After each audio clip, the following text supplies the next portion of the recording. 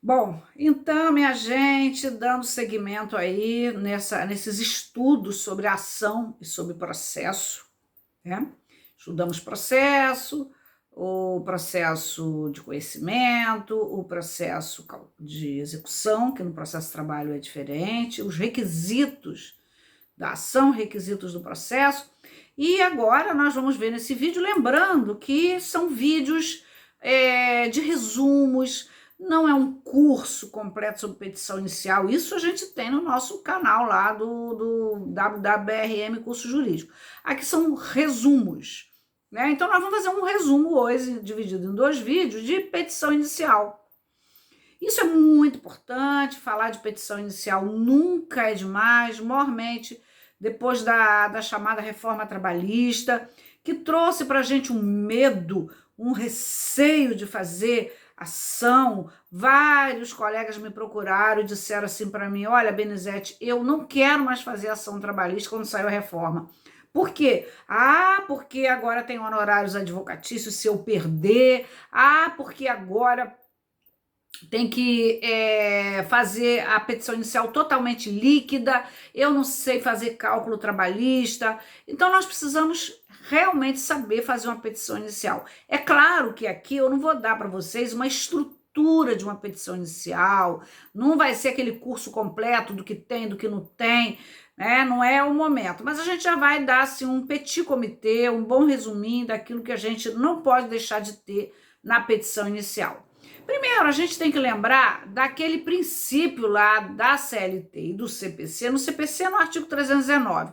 Na CLT, no 840 da CLT, parágrafos, que fala do princípio da inércia. Lembra? Quando nós estudamos princípios do processo de trabalho, nós falamos naquele princípio da inércia. O princípio da inércia significa que o Estado, ele está quietinho, tá parado, ele só vai se manifestar, ele só vai prestar a tutela jurisdicional se efetivamente ele foi provocado. Então, ele não é provocado, como eu costumo dizer, num papel, numa folha de caderno. Ele é provocado através do devido processo legal, submetendo-se ao princípio do devido processo legal, do princípio da demanda, e aí através de um processo que tem todas aquelas características legais que nós já estudamos. Então, esse processo, ele vai ter o pontapé inicial, obviamente, com a vontade das partes. E essa vontade, ela vai se manifestar numa petição inicial. A petição inicial, ela vai trazer para a gente alguns requisitos no artigo 840 da CLT. Mas aí eu digo, é um artigo que ele é muito simples, ele é muito simplório, ele traz muito pouca coisa. Por isso, nós vamos beber na fonte, por óbvio, dos artigos do Código de Processo Civil, 291, 292, e seguintes, e diversos artigos. Nós vamos beber na fonte também das súmulas do Tribunal Superior do Trabalho, das súmulas do TJ, porque nas instruções normativas do Tribunal Superior do Trabalho, sobretudo a instrução normativa 41 de 2018, a 39 também de 2016.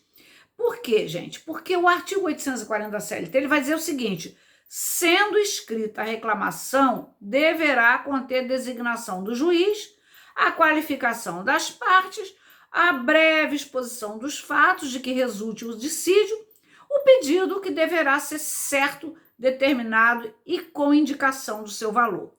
Aqui é que tem a grande mudança trazida com a Emenda Constitucional 45 de 2017. Então, vamos nos remeter àquela aula de processo civil em que a gente estudou os requisitos de uma petição inicial, que tem que ter o juiz competente, a qualificação das partes, e aí tem diversas instruções normativas, né? Resoluções dizendo o que tem que ter na Justiça do Trabalho, por exemplo, tem que ter, obviamente, o nome da mãe, a data de nascimento, o endereço, identidade, CPF, carteira de trabalho, PIS, né? Do autor. E do réu também, mesmo porque a gente precisa inserir essas informações lá no PJ, no PJE. E aí, A grande alteração que veio aqui é a indicação de valores. Isso, minha gente, teve muita celeuma até o tribunal já dizer o seguinte, já teve vários julgamentos, inclusive de turmas do Tribunal Superior do Trabalho, dizendo o seguinte: não é para fazer planilha. Planilha a gente faz quando nós vamos liquidar uma decisão. Quando nós vamos liquidar uma decisão, ou quantificar, para iniciar a fase ou o processo de execução, aí sim nós vamos interpretar a sentença e indicar mês a mês o valor, salário de cada mês, seja lá o pedido que foi deferido. Então o tribunal, no início, alguns juízes estavam extinguindo essas ações porque estava dizendo que não, mandou indicar valor. Gente, imagina vocês, né? Vocês aí que estão iniciando, vocês que vão iniciar, vocês que já advogam há muito tempo, vamos pensar. O processo de trabalho, ele tem uma das características que é a acumulação objetiva de pedidos. Nós vamos falar. Nessa acumulação objetiva de pedido, nós às vezes temos pedido de A a Z, aviso prévio, férias, 13º, horas extraordinárias, projeção de horas extras em férias, em 13º, em fundo de garantia, dano moral, assinatura de carteira, adicional de salubridade e por aí afora. Nem sempre o empregado ele tem elementos suficientes, ele tem todos os contra-cheques, ele tem as folhas de ponto para indicar de forma precisa os valores. E esse é o primeiro ponto que a gente viu logo desde o início. Não é isso que o legislador quer. O legislador quer, e aí tinha uma intenção por trás, né? Realmente indicar os valores. Por quê? Porque atrás disso veio a condenação de honorários. E a condenação em honorários, ela é em cima de cada pedido que foi julgado improcedente. Então, se eu peço numa reclamação trabalhista um dano moral extrapatrimonial por um acidente de trabalho, seja o que for, com lesão, e eu peço 500 mil reais, e eu não prove, eu não consigo provar, não consigo obter um êxito, ou que o juiz vai, ou eu ganho, mas o juiz vai tabelar, bom, se ele tabelar, um tanto menos pior na perspectiva de honorários, porque ele não vai fazer uns honorários aí proporcional ao que ele deu. É procedente, ok. É improcedente, o juiz pode conceder esses honorários. Claro que eu tenho a minha tese, eu digo, inclusive em artigos publicados, que quando está assistido pela beneficiária da justiça gratuita, honorários ele envolve despesas processuais. E eu fiz uma pesquisa de uma obra antiga de Mauro Capelletti que fala sobre custos de despesas processuais e honorário de sucumbência, para eu chegar a essa conclusão.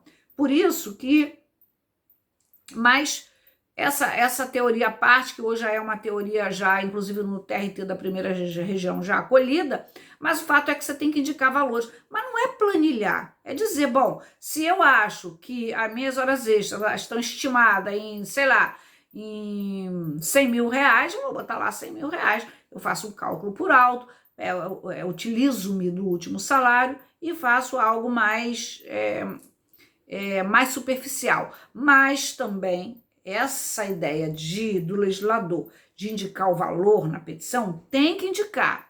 Se você vai botar no final, se você vai botar ao lado de cada pedido, eu particularmente boto ao lado de cada pedido. Também tem um sentido, gente, para evitar aquele famoso jogar o barro para ver se cola, né? Então, se tem horas extras, se você acha que vai provar, peça, faz um valor por alto, mas não é chutar também. Vou me utilizar das horas extras, salário hora, mais 50% vezes o número de horas extras. Aí sim eu consigo ter uma ideia. É mais ou menos assim que tem que ser feito. Os pedidos que não atendam ao disposto um parágrafo primeiro deste artigo serão julgados extintos, sem resolução de mérito.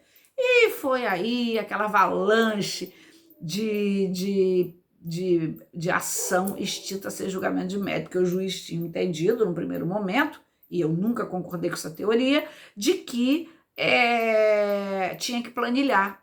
Ipsiliter. Não, mas também não é genérico. E aí nós vamos lembrar daquela aula da semana anterior, que nós falamos em processo e procedimento.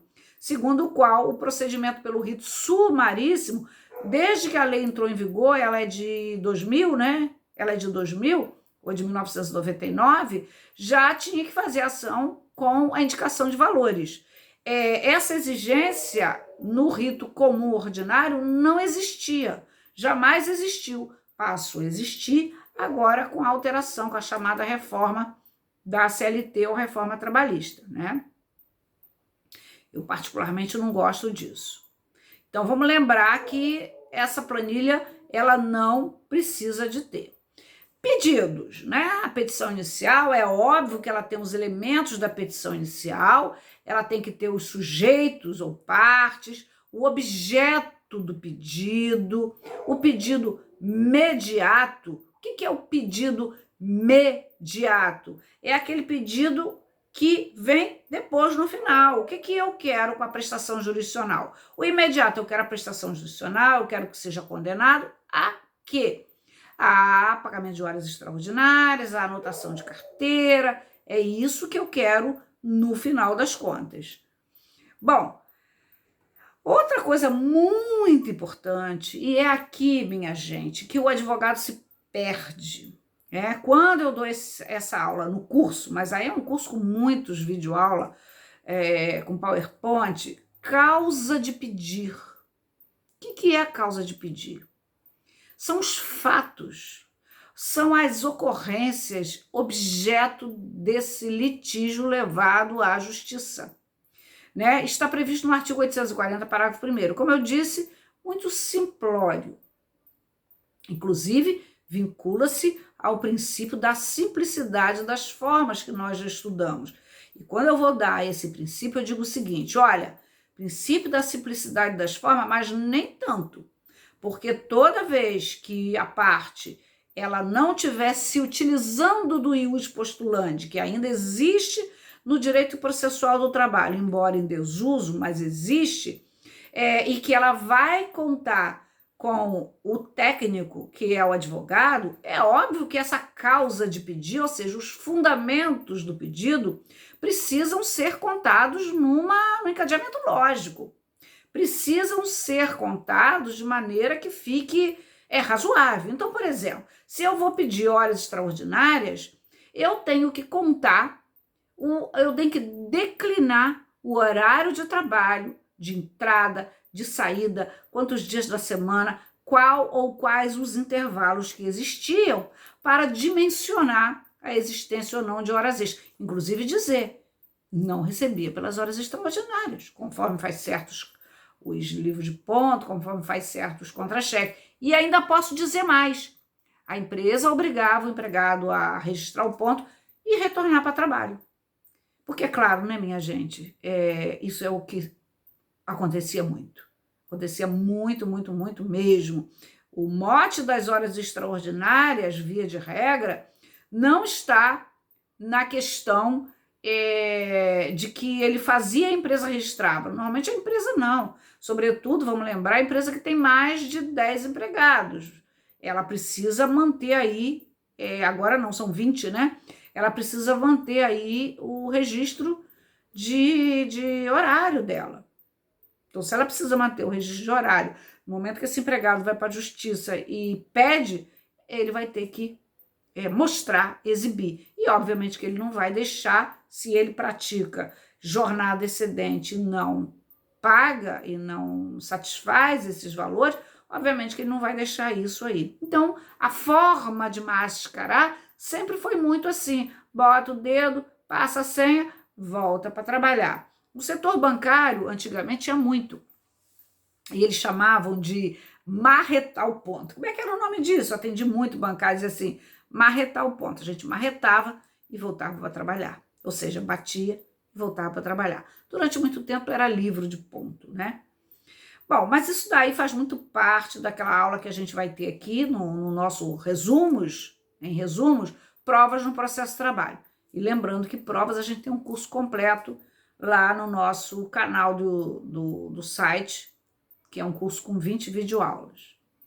Muito bem, então como nós estamos falando de petição inicial, obviamente que a gente precisa falar dessa causa de pedir. A causa de pedir, gente, ela também precisa ter uma dialética. A história tem que ser contada, e ela tem que ser contada de uma forma que permita a parte contrária se defender. Olha o amplo direito de defesa.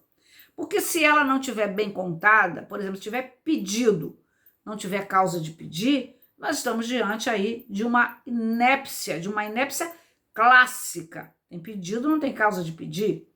Mas às vezes tem uma causa de pedir, tem um pedido, mas a história não está batendo, está confusa. Por exemplo, quando o empregado diz que trabalhava de 8 às 16, fazia 1 hora de intervalo, de segunda a quinta, jamais recebeu horas extraordinárias. Se a gente for fazer conta, ele não tem direito às horas extraordinárias, porque ele está dentro aí de uma jornada de 8 horas, menos de 8 horas diárias. Ele está com 7 horas de trabalho, vezes 5 dias na semana.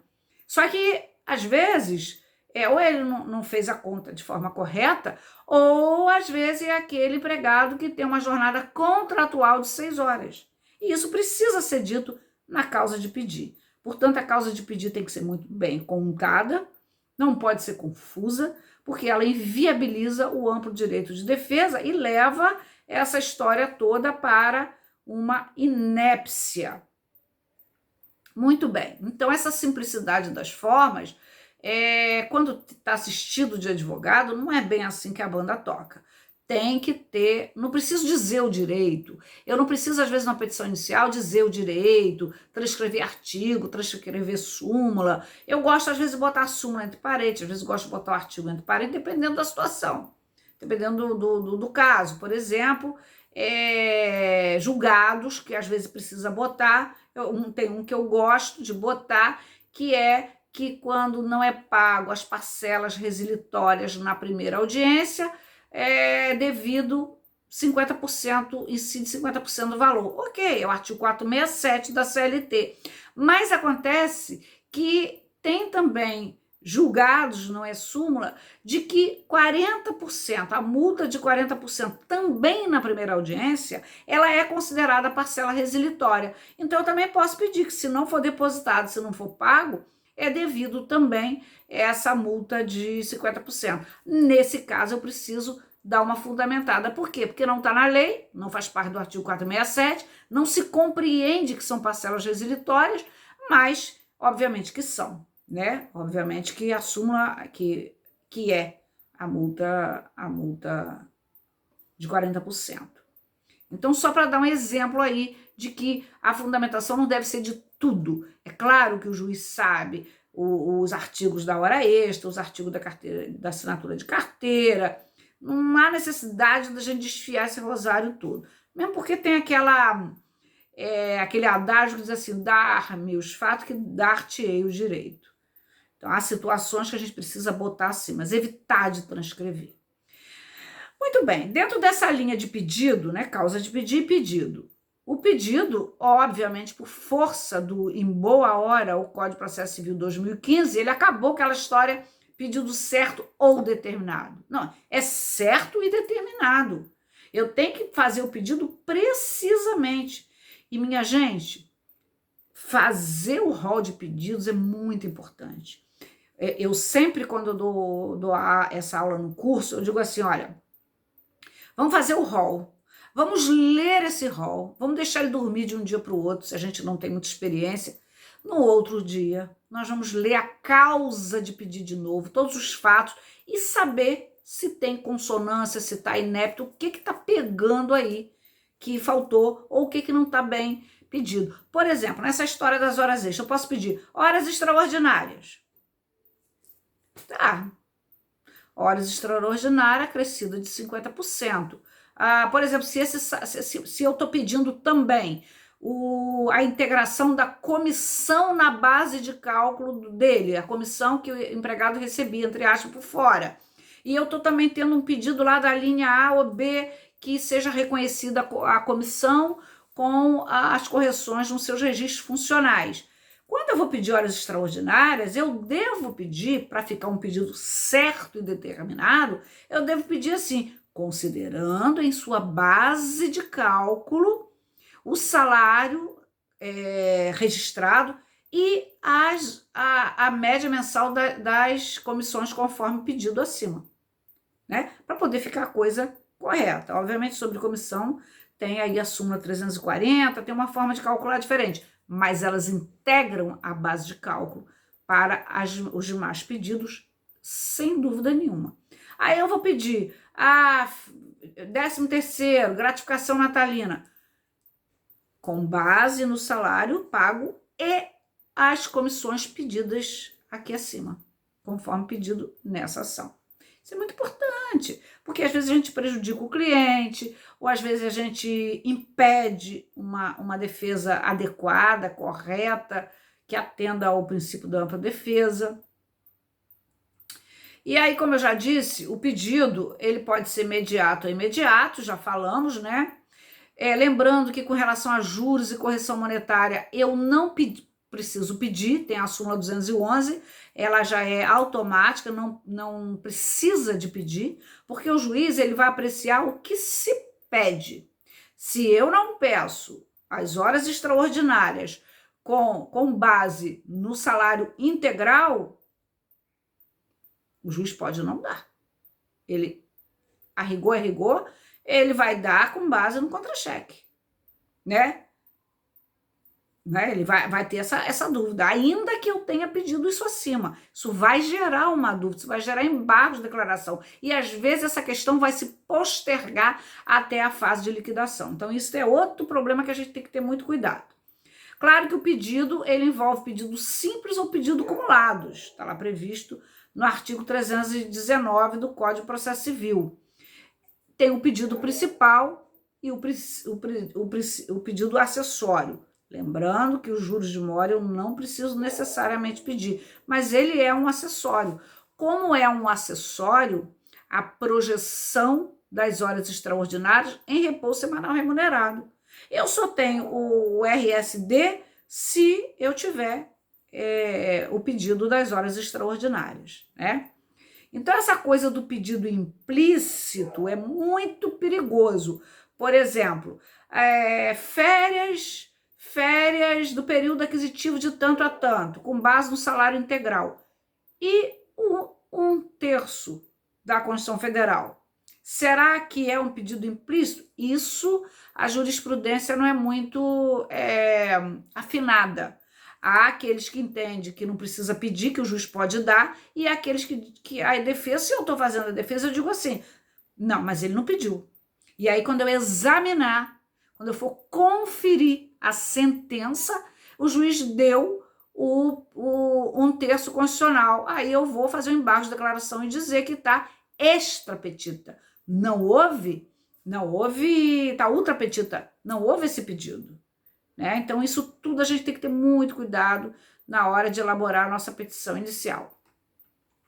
Aqui eu acho muito importante a gente, ainda nesse primeiro vídeo aqui, falar em pedidos alternativos e sucessivos. Eles são diferentes e eu vou trazer os exemplos para aqui para o processo de trabalho, embora a gente conheça isso muito bem do processo civil. Pedidos alternativos estão no artigo 325 do CPC. Já o pedido sucessivo, hoje também chamado de subsidiário, está previsto no artigo 326. O CPC ele alterou, ele passou a usar a nomenclatura pedido subsidiário. Pedido alternativo é aquele em que a obrigação pode ser cumprida de mais de uma forma pelo devedor. Ou seja, o cumprimento da obrigação por força da lei ou do contrato confere a opção, em regra, ao devedor para escolher. Não tem hierarquia, né? Como que a gente pode trazer esse exemplo aqui?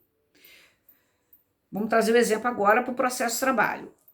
Eu peço a reintegração da empregada estável, da empregada que é gestante, eu peço a reintegração dela, ou na impossibilidade, ou caso o empregador assim não queira, que seja convertido esse período que lhe resta entre o final da gestação e a estabilidade provisória, que é de 5 meses até 5 meses após o parto, em indenização.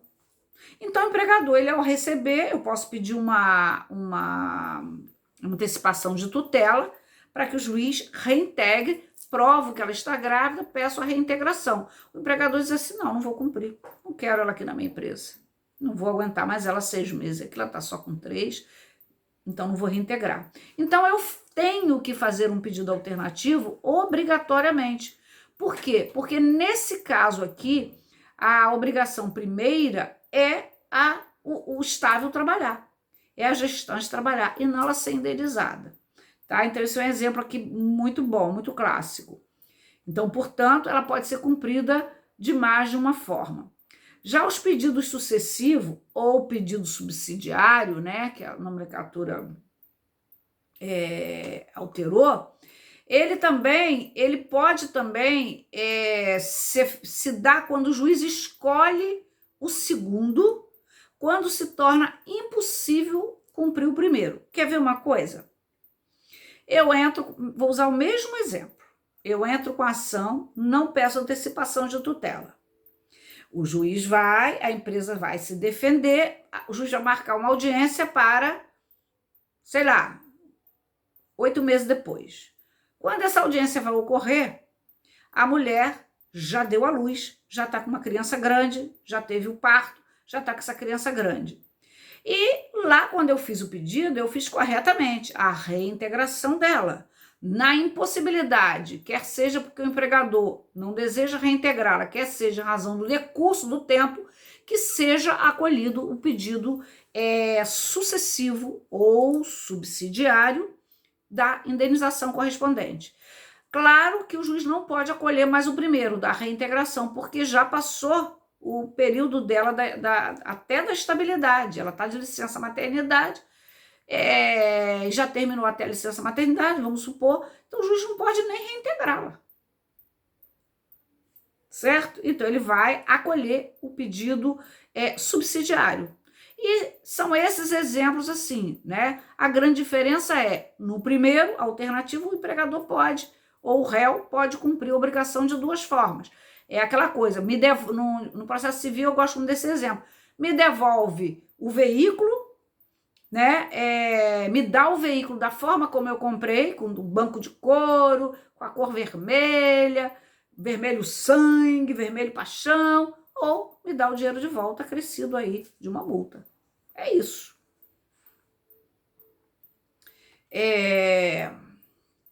Muito bem.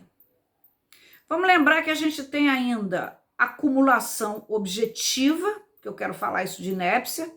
Nós temos a questão da acumulação objetiva do artigo 327 e 842 da CLT, 327 do CPC. A acumulação objetiva é muito comum no processo de trabalho, muito mais do que a gente imagina. Aqueles exemplos que a gente dá em processo civil, minha gente, aqui ele vem com tudo. Ele vem com tudo. E é muito importante isso, porque o processo de trabalho eu não preciso entrar para reconhecer o vínculo, para depois eu pedir os demais direitos, férias, 13º, etc. e tal. Eu não preciso disso. Né? Então, eu faço aqueles pedidos todos ali.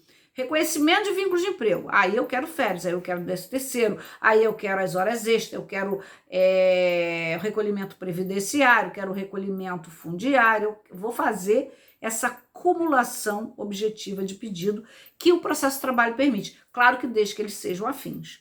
Eu não posso, por exemplo, pedir direitos de uma indenização contra uma empresa tomadora de serviço porque eu fui... vou criar um exemplo maluco aqui na terceirização. O empregado foi maltratado, sofreu um assédio na empresa tomadora de serviço e ele tem direitos também na empresa empregadora dele, prestadora de serviço.